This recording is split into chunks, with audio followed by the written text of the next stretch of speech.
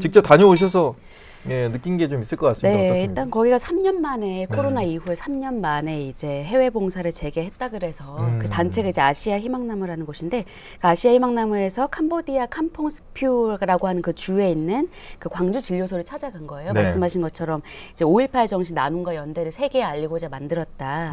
이게 뭐 2012년에 조례가 생겼는데 그래서 제가 가서 이게 어떤 5.18 정신을 어떻게 그러면 알려지고 있나 그런 것도 좀 궁금하기도 하고 또 마침 진료소가 이제 생긴 지 9주년이라고 기념행사도 한다고 하고 실제 어떤 변화가 있나 광주시 예산도 들어가는 부분이 있기 때문에 네. 좀 살펴보고자 그런 이유로 갔다 오게 됐습니다. 저희가 이제 알기로는 광주 진료소 하면 이제 광주의 의료인들이 의료 나눔을 하는 곳, 네, 이 정도로 맞아요. 알고 있거든요. 네. 거기에 또 이제 5.18 정신까지 이제 네, 네, 전파를 한다고 하는데 어떤 식으로 하고 있던가요? 일단 저희가 그 봉사 전날 밤에 숙소를 도착해서 아침 일찍 진료소를 갔어요. 이른 네. 시간이었어요. 한 8시 그정 전후였는데 이미 진료소에 이제 의료진들이 온다는 소식에 사람들이 가득 찬 거예요. 마당에 이제 뭐 차단막 설치한 곳에도 100명 가까이 제가 눈으로 세기에 네. 진료소 안에도 이제 이렇게 환자분들이 가득 차 있고 종일 환자분들이 밀려들었어요. 그래서 정말 북적이고 정신이 없었고 이렇게 얘기를 나눠봤는데 지금 화면에 나오는 아까 지나갔지만 소아과의 그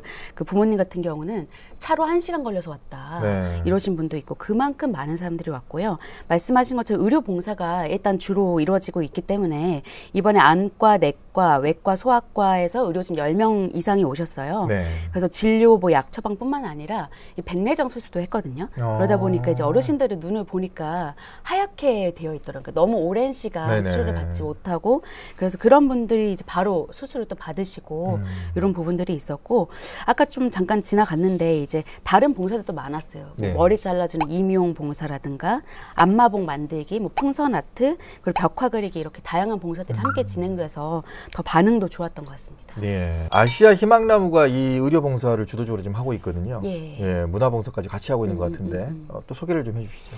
아시아 희망나무 같은 경우는 이제 아까 말씀하신 것처럼 지역사회에서 굉장히 활발하게 활동하시는 분들이 많으세요. 네. 그 직군도 굉장히 다양하시고 말씀하신 것처럼 지금 광주 진료소를 실제적으로 운영하는 기관이기도 해서 일단 거기에 상주하고 있는 인력도 있고 또 말씀하신 것처럼 봉사로 왔다 갔다 계속 하시거든요.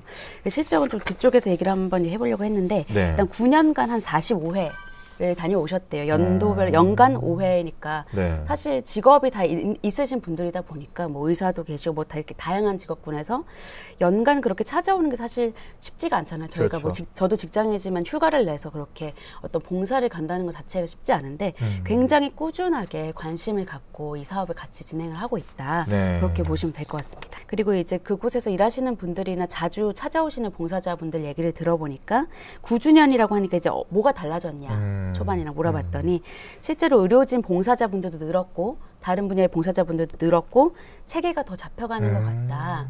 지금 현재 기준으로 보면 그 진료소가 이제 상시 운영을 하고 있는데 이제 9개 진료 과목이 있더라고요. 기본적으로 저희가 알고 있는 그런 진료 과목들. 네. 그리고 의료진을 포함해서 5명이 상주를 하고 있고 그래서 진료실도 갖추고 수술실도 갖췄다 보니까 그런 활동들을 꾸준하게 지금 해오고 있어서 그럼 얼마나 많은 사람들이 이용했는지 봤더니 최근 2년간만 제가 찾아봤는데 9,000명이 진료를 받았다.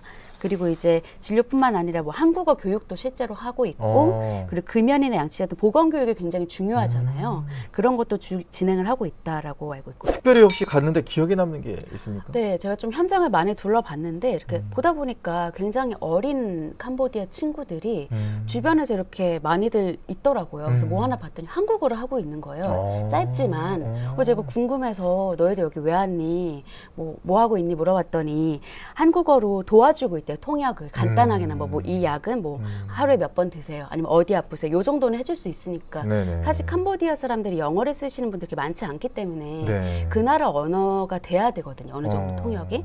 그 부분을 굉장히 좀 이렇게 부족한 실력이나마 도와주려고 어떻게 와서 막 이렇게 바쁘게 움직이는 게 좀 신기했어요. 그래서 왜 여기 와서 그럼 하고 있냐.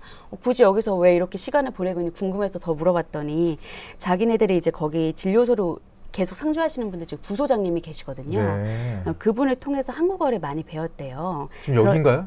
여기가 문화센터. 문화센터. 네, 여기가 문화센터고 지금 여기 이렇게 보시면 네. 중간중 요 학생이 지금 보이시죠? 네, 네. 요 학생도 맞아요. 그 통역을 지금 계속 해주고 있는 거. 뭐 하루에 몇 번 먹어라. 이 정도라도 굉장히 중요한 정보잖아요. 그렇지. 네, 이런 것들을 해주고 있어서 그 부소장님 통해서 한국어를 배운 친구들이 자기들은 이 진료소가 굉장히 좋은 역할을 하고 있다고 생각을 하고 그래서 와서 조금이나마 보탬이 되려고 한다.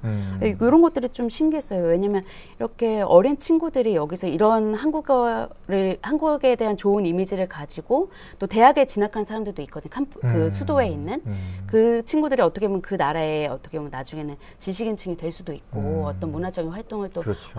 활발히 할 수 있는 인력적인 그런 부분이 될 수가 있는데 네. 그런 어떤 꿈나무들이 자라는 데에 있어서 진료소가 이런 역할까지도 하는구나 이런 부분이 좀 저는 굉장히 인상 깊었어요. 그래서 나중에도 기대가 된다. 네. 토탈에서 이제 광주 진료소라고 하는 곳이 앞으로 어떻게 가야 될지도 현장에서 네. 보고 좀 느끼셨을 것 같아요. 네, 맞아요. 일단 제가 거기 소장님으로 계신 진료소 소장님으로 계신 분께 혹시 앞으로의 목표가 뭐냐라고 물었어요. 근데 이제 제가 질문한 의도는 약간 저도 약간 편견이 있을 수 있는데 앞으로 이렇게 확장하겠다, 뭐 더 하겠다, 더 많이 하겠다를 말씀을 해주실 줄 알았는데 오히려 그분 입에서는 꾸준함이란 말이 나오더라고요. 꾸준함. 근데 정말 저도 좀 뒤통수를 맞은 것 같아요. 맞아, 꾸준함이 제일 어렵고 제일 중요하지 않을까.